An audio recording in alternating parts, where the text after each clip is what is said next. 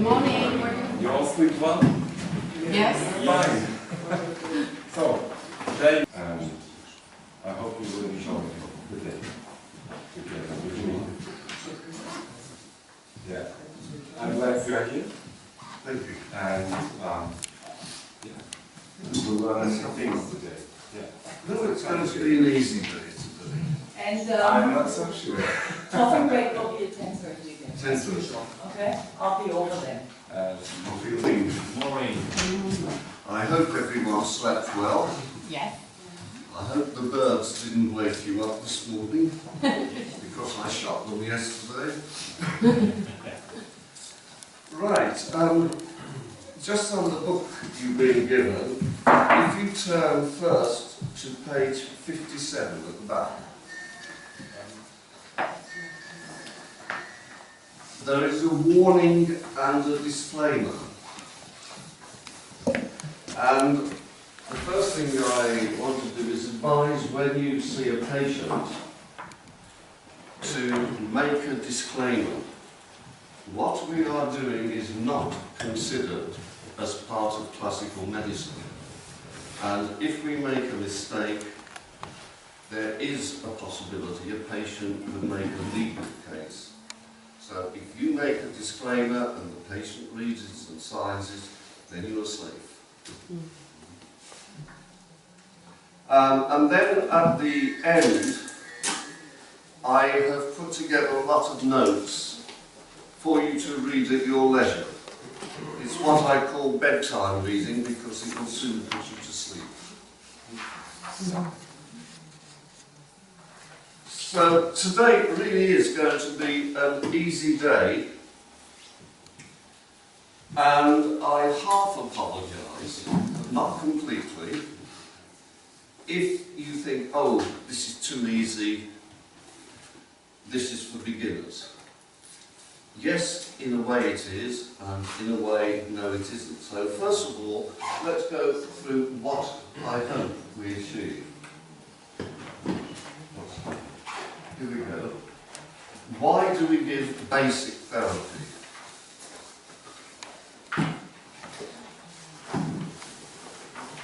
What are the limitations of basic therapy? Now, ideally, we give a basic therapy in order to balance out the body of the patient. So that leads to the question, what are we actually doing with bioresonance? We are following the concept, the idea that Franz Morel had in the late 1960s, early 1970s. That disease is not a chemical process, but a process of physics. And I'd like you, first of all, to think about something. Science. Western pharmaceutical medicine is based almost entirely upon chemistry. If there's a molecule in the body which is not quite right, the pharmacist will manufacture another molecule to try and neutralise it. But this process is in fact somewhat dangerous. I don't know about in other countries, but in Great Britain we have what's called the British Pharmacopoeia. It's a list of every drug on the market.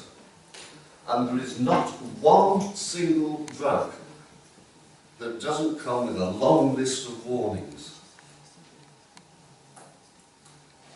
Bioresonance is pure. No dangers at all. Now, the problem with chemistry is that the chemists have forgotten something.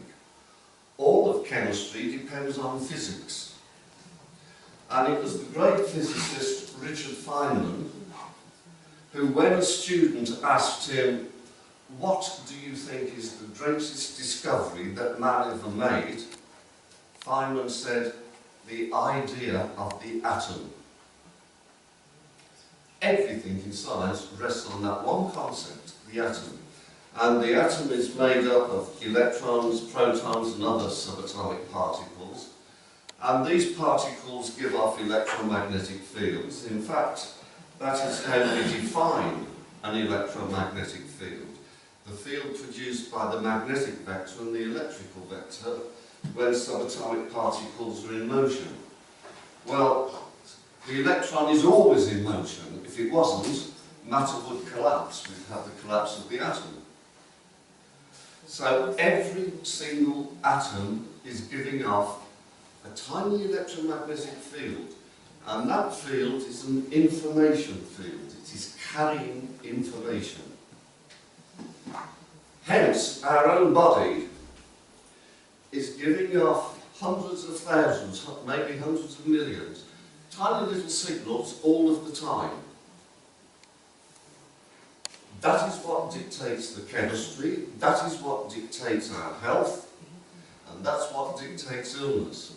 And Morley had this brilliant idea. He didn't know whether he was right at the time. Remember that we're going back now 40 years. But he had this idea that the disease process was when these information signals in the body go wrong. And if we can cancel out the bad information fields, we will put the body back into balance. And I would like to emphasise that with bioresonance, we are not in any way curing a patient. There is no doctor in the world that can cure anyone, and there is no machine in the world which can cure anyone. Nature does the curing. We try to open the door for nature to work properly. And the first step is basic therapy, where we're taking the signals of all of the body and trying to clean them up a little bit. But there is a problem with basic therapy. It doesn't always work very well. And that is because we are dealing with individual people. Everybody in this room is different. You have different information signals. Therefore, when we give a therapy, we cannot expect to have one therapy which is good for everybody. The standard basic therapies that are programmed into the machine, they are good, but they cannot work for everyone. That's illogical. And even if we tune the machine and find the individual setting, it improves the basic therapy, but there are still times when it doesn't work very well, because signals in the body, in the meridians, can get blocked. We get blocked signals which occasionally need to be removed. Now, that is not a subject for today's discussion, that comes later. But we have to be aware of that. But my own, I suppose, specialism, and where I find this work exciting every single day, is in the diagnostic possibilities. When I was a young man, many hundreds of years ago, training, we were told, if you chase the symptom, you will be thrown off the course. You are here to find where the cause lies. And that's one of the huge possibilities that we have in front of us. That's what I want to start with today, but we cannot jump into the advanced part of EAV until we can get some accurate measurements. And so the first goal is to check everybody that we are getting an accurate measurement. practicing bioresonance for many, many years and you're quite happy with your point measurement, it's still good to practice and revise. One of my own hobbies is playing the piano when I get time. And one of my old friends who's been a visitor to my house many times is the famous Russian pianist Vladimir Ashkenazy. And when he comes to my house, or used to come to my house, I would be treating his wife in one room and he would go into my music room and practice the piano. So every time I treated his wife, I had a concert, which was wonderful. And I said to him, Vovo, that's his personal name, I said, Vovo, why do you practice the piano? You're at the top of your profession. And he said, every day, 2 hours practice, every day. Otherwise I am no longer good. And I think that message applies to all of us. As time goes by, we get a little bit careless maybe, we think we've got a good measurement, and it's time to practice and revise. So really that's what I want to concentrate on today, because if our measurements are not accurate, we cannot make an interpretation, because the interpretation will not be accurate. So accuracy is our first goal. And I hope today to concentrate just on two groups of points. The nail points, which you're all familiar with, and Dr. Fall's control measurement points. And maybe we should ask ourselves, what is the difference between these points? Now, sadly, and I don't know how this started, but it's been taught that the nail points are all that we need to learn, and this is not true. If you want to master EAV, electroacupuncture, according to Fall, there are 1,760 points to learn. Not many. But you do not need, thank goodness, to remember all of them. What you will need to learn is every point on the hands and feet, because 88% of the work can be done with just those points. They are logical, they are easy to learn, and they're not too difficult to measure. The remaining points, there are about 200 points. Sounds a lot, but they're quite easy. The remainder, what you need, and I will try and write it over the next year or two, is a textbook showing every single point, where it is, how to find it, how to measure it, and what does it mean. But you don't need to remember all of that.